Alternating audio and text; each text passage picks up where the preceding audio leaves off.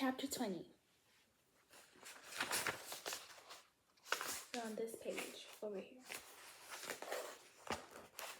Your papa and your mama and nobody else can tell you and show you. 2 things everybody got to do for themselves. They got to God. They got to go to God, and they got to find out about living for themselves. There was a finished silence after that, so that for the first time they could hear the wind picking at the pine trees. It made Phoebe think of Sam waiting for her and getting fretful. It made Janie think about that room upstairs, her bedroom. Phoebe hugged Janie real hard and cut the darkness in flight. Soon everything around downstairs was shut and fastened. Janie mounted the stairs with her lamp. The lamp in her hand was like a spark of sun stuff, washing her face in fire. Her shadow behind fell black and headlong down the stairs. Now, in her room, the place tasted fresh again. The wind through the open window had broomed out all the fetid feeling of absence and nothingness. She closed in and sat down, combing road dust out of her hair, thinking.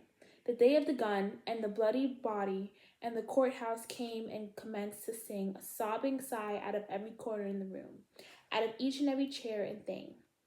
Commenced to sing, commenced to sob and sigh, singing and sobbing. Then Tia Cake came prancing around her where she was, and the song of the sigh flew out of the window and lit it in the top of the pine trees. Tia Cake with the sun for a shawl. Of course he wasn't dead. He could never be dead until she herself had finished feeling and thinking. The kiss of his memory made pictures of love and light against the wall. Here was peace. She pulled in her horizon like a great fish net, pulled it from around the waist of the world, and draped it over her shoulder. So much of life in its meshes. She called in her soul to come and see.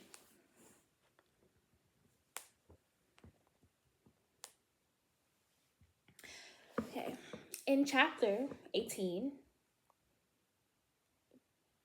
scratch that. In chapter 20 of Janie's journey, hold on. By chapter 20, Janie's journey of self-realization has come full circle. After Tia Cake's death and the trial that followed, Janie returned to Edenville, no longer seeking validation or love, but peace. Hurston uses deeply poetic language to express this transformation. When Janie speaks to Phoebe about life, she says 2 things everybody got to do for themselves. They got to go to God, and they got to find out about living for themselves. The syntax here is simple yet profound, capturing universal truths in Janie's own voice. Her diction carries the wisdom of lived experience, earthy and direct, and frankly unpretentious. The final scene where Janie ascends the stairs alone, carrying her lamp, is rich with metaphor. When it says, the light in her hand was like a spark of sun stuff, washing face in fire. Hurston writes this sentence and illuminates Janie's newfound clarity and inner power. The storm, the loss, the silence, it still has not broken her. She's still here. She's still here even though she felt abandoned by her grandmother.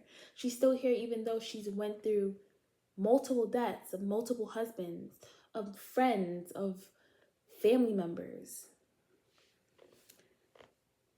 It has brought her closer to herself and made her who she is. Janie no longer defines her life through men or community gossip. She's become her own witness. Lastly, through Hurston's lyrical imagery and spiritual tone, we see Janie not just as a survivor, but as a woman who's fully alive and fully aware and has finally reached her goal of self-realization. My 3 sources include a essay by Grade Fixer, a crash course video by Crash Course in Literature 301, and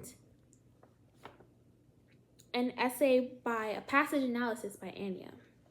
with the exception of also having a New York Times article by written about Oprah and what she thought about the book.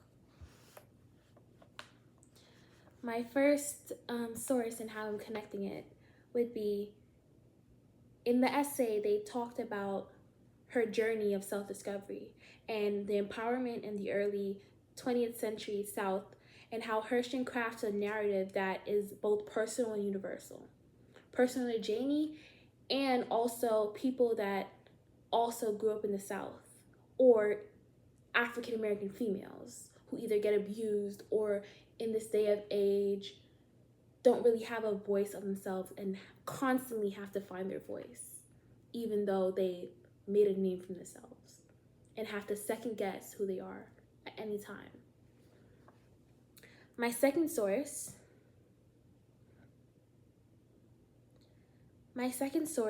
is John Green discussing the novel's themes and stating that Hurston's use of language, particularly the rich, vernacular, and poetic descriptions, brings Janie's world to life and underscores her personal journey. The video analysis highlights Hurston's poetic diction and figurative language, aligning with your focus on how these elements depict Janie's self-realization. It provides a multimedia perspective that reinforces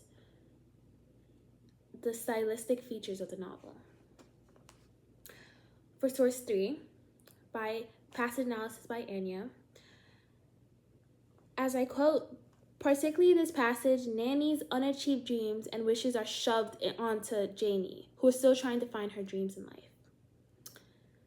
The analysis delves into the generational expectations placed on Janie because her grandmother and mom abandoned her. They left her to find how life is supposed to, how she's supposed to live her life.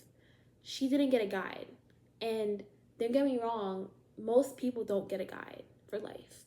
But she was told a bunch of rules that didn't really make sense, and she had to find out where she was supposed to use those rules and how to plan out her life. Lastly is a New York Times review. Although it's from the movie, I still wanted to account for it because it is Oprah and she is a credible source, because a lot of people listen to her and a lot of people use her opinion to make decisions. The film is less a literary tribute than a visual fix of Harlequin romance. Black Southern series, all sensual, soft core scenes in contemporary accessible language. This critique highlights the contrast between the novel's rich poetic language and the film's adaptation, simplified, romanticized portrayal. It underscores how Hurston's original use of figurative language and unique syntax conveys deeper themes of self-realization and identity, which is diluted in the adaptation.